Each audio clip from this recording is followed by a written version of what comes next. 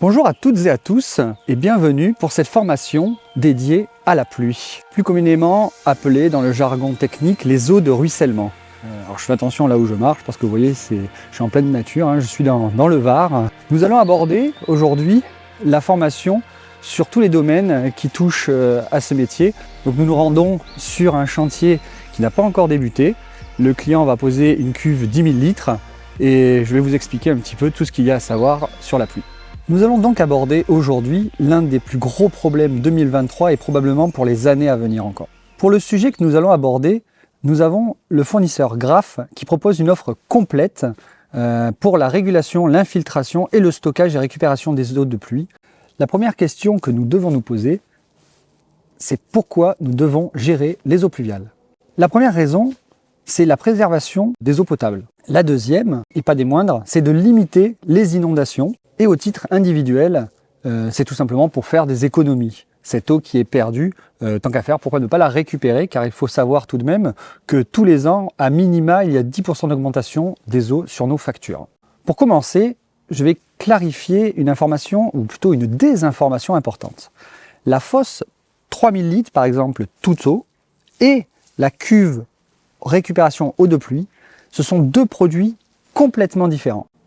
Alors, pourquoi? Parce qu'à l'intérieur, techniquement, ce n'est pas les mêmes procédés. Alors, en extérieur, effectivement, c'est une cuve étanche, mais vous ne pouvez absolument pas utiliser une cuve de fosse toutes eaux pour la pluie.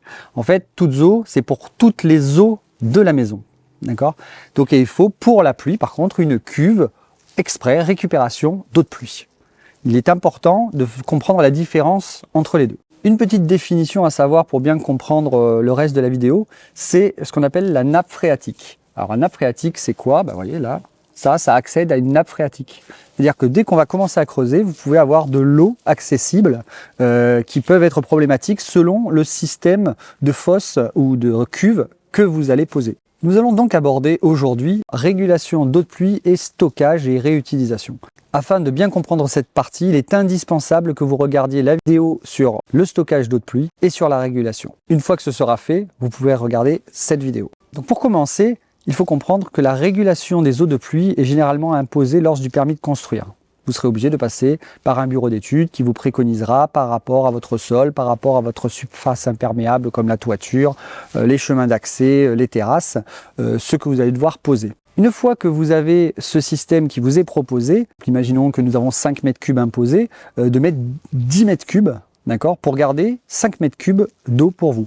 C'est quoi l'intérêt? C'est que quand on vous impose la régulation, d'accord, ça veut dire que votre fosse doit finir vide. Par contre, si vous rajoutez du volume d'eau supérieur à ce qui avait été préconisé, donc si on vous impose 5 et vous mettez 10, vous pouvez garder ces 5 mètres cubes d'eau pour vous. Il suffit de regarder la vidéo pour comprendre.